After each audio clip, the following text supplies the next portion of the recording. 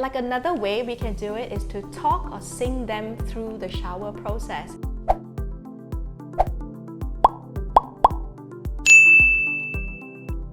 Hi everyone, and welcome to Ask Me Doctor Season 3, a health video series for you and your family. I'm Syahira from motherhood.com.my. Bath time can be one of the most favorite moments of a child's day. The comforting warm water, sweetly scented bubbles, and layers of dolls or action toys that turn the tub into a toy box helps them simultaneously wind down and retrieve to the imaginary realm. While it's endearing and sometimes messy, part of a childhood, it sadly won't last forever. The good news is that parents can look forward to the exciting milestone that comes from their little ones transitioning from bath time into showering. And hopefully, mom won't have to clean up after as many puddles on the bathroom floor. What's the difference between a bath and a shower? Well, taking a bath refers to soaking the body in a tub filled with water, while taking a shower means using a shower, either stationary or handheld, to clean oneself. To help us better understand the transitioning of our children from bath to showering, I bring to you Dr. Yiki, a pediatrician from Baby and Beyond Child Specialist Clinic, who is also a mother of 2 lovely children. Hi Dr. Yiki, how are you today? I'm good, thank you, Syahira. How are you? I'm good, thank you. Nice. Thank you so much for having us again. Sure. So you know our topic today is transitioning our children from bath time to showers. So my first question for you is, how do I know when my child is ready for showering? There really isn't like a right or wrong answer to that. Parents, usually the moms, will know best when their children are ready for a shower.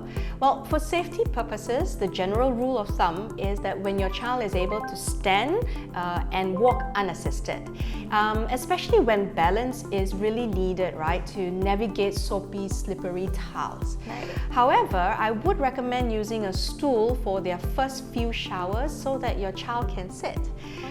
This will free your hands to reach for the bath soaps and accessories that you may need and help you focus on your child's first bath without having to worry that they're going to slip and fall. So are showers safe for my child? Syahira, and every parent, with all the areas in your home, parents should take safety measures to child-proof your bathroom and shower. For example, you should place a shower mat in your tub, right? Or on the tiles to prevent any slips and falls in the shower. Sharp things like razors, please stow them away, or even your own skin or hair treatments so that it's not within your child's reach. Showers are actually cleaner than baths. Yes, it is. Sitting in stagnant water can actually be an entry point to urinary tract infections. Whereas running water, you're able to wash away all the oils, dirt and sweat from the skin much more effectively. My next question for you is, how often should my child have a shower? Syahira and everyone at home, there's really no hard and fast rule about how often kids should shower. Right. We live in a hot and humid country, so perhaps like a good guidance can be once or twice in a day, depending on your family's practice. Once in the start of the day and once before bed, so that we don't carry the sweat and grime from the day into bed. Now, the exact timing and number of showers a day can differ, and it depends on your child's activities in a day. More sweaty activities may warrant an additional quick shower, with or without soap really, but bear in mind that showering too often can be drying and irritating for the skin. Another reason why it is so important to choose right products for your little ones so that we don't dry up their skin. So actually, I think the drying part, is it in relation to the shower or actually the products that you're using? It's actually the products. The products, right? Yeah. So when you're bathing without water, it's okay. If you give your child a bath, like just water without your bath soap and all that, you can give as many showers as you want, but maybe limit the amount of product. Yes, that is quite true to say, because actually showers, they not only refresh you, right, but of course they also clean off the dirt. It's also moisturizing as well. And my next question is for you is, how can I as a parent help the adjustment period for my child during the transition of bath to shower? Transitioning a child from taking a bath to taking a shower can be exciting for some, but also a little frightening. maybe for the daddies especially, isn't it? You know, so introducing them to the shower while they are taking a bath might be a good idea. So you take like a 50-50 kind of situation. Gently shampoo them and then gently shower the spray and explain to them that some water might get to their faces and on their head, but that's fun. So take it like you're playing with water sprinklers or down a water slide. Make it into like a game. Yeah, exactly. And they would love that, isn't it? Yeah, and then like another way we can do it is to talk or sing them through the shower process. You know, Coco Melon, parents, that's the bath shower song. You can use that, you know, and tell them what are the first steps and what are the following steps and just ease them into it.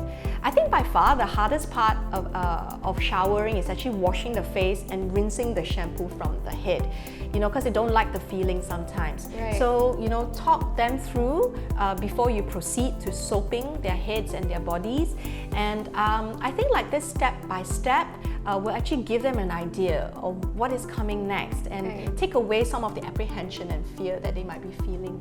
Well, like for me, I have an 8-month-old baby at home and she loves her baths. There's no doubt about that. She loves playing with water, so I'm always putting her in the tub. But what I've noticed is she does like showers as well. Yeah. So I know later on I have to transition her from bath to shower. So what I do is I switch on the shower and let just a little bit of the water touch the tub. So that way she's able, what she does is she'll sort of like reach out her hands and play with the water as if it's rain, you know. Yeah. So I'm hoping that will also help the transition from her, you know, from just having baths to having showers later on. Yeah, so Mahira, I think you're doing a great job because what essentially you're doing is that, you know, you're helping your child to get excited about showers, you know, and that's exactly what you've done. You've gotten a couple of showering treats, right? Like bath sponges, you know, Toys. new bath towels, toys, you know, and then you involve them. You can actually involve them in choosing some of these items, you know, and this helps them to look forward to showers, something new, right? And then for some other kids, they might be a little bit more apprehensive and may want to continue with baths rather than showers. So, and that's okay. Every child has their own speed, and so it may take just a little longer, but with your love and your support, they will eventually make the transition. That's so amazing. So, okay, my next question for you is, when is my child ready for independent showers? There is actually no right age. Nope. It really depends on their own readiness, but you know, you can actually help them prepare by about the age of 3 or 4 when they start to recognize body parts better. So parents can guide by soaping their body parts and to pay special attention to skin folds, hard to reach areas, as well as genital hygiene.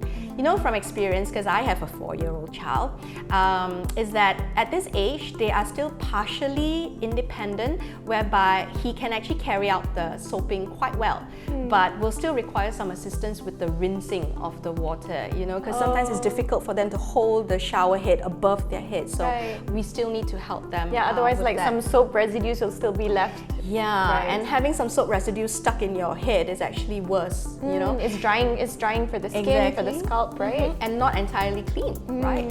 So, but I think that by the time they enter primary 1, your child should be more or less ready for independent showers completely. But what's more important than the age is that you are confident yourself that your child is able to soap and rinse every part of the body well. So, okay, how can I teach my child to shower themselves then? Most of the time, I think what is sufficient is just repeated verbal cues and instructions, and I think they're sufficient to work the memory muscle. So when you do it repeatedly every day, it will get ingrained into their memories. Some find that singing a bath song together helps their child to remember the steps, and some children are more visual in their memory, so having laminated cards with step-by-step pictorial instructions up on the shower wall with a suction cup, that could be a game as well, they work better and they're also easier to refer back to. So it's pretty fun, right? But whatever method you use, laying out clear, repeated and consistent instructions and giving them a clearly defined routine will definitely help them learn what to expect and teach them how to wash themselves independently. Who knew that there were so many fun tips and tricks to introduce your little children from bath time to showers? So thank you so much, Dr. Yiki, for answering all my questions. But before we end the series, do you have any final tips that you want to share with the parents out there? So, I would say that every child has a different timeline of when they unlock certain developmental milestones. So it is the same as well with your child, with transitioning from a bath to a shower. And like just all the other milestones you have seen and helped your child achieve, you know what?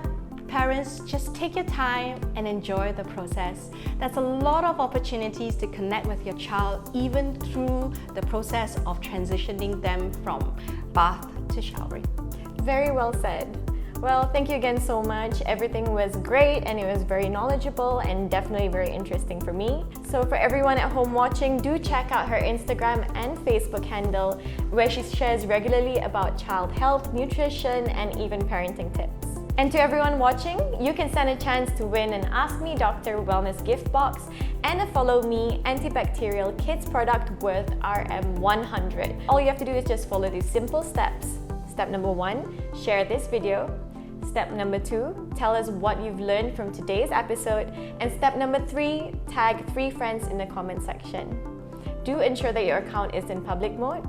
And a special thanks to our sponsor, Follow Me Antibacterial Kids, for sponsoring today's episode of Ask Me Doctor.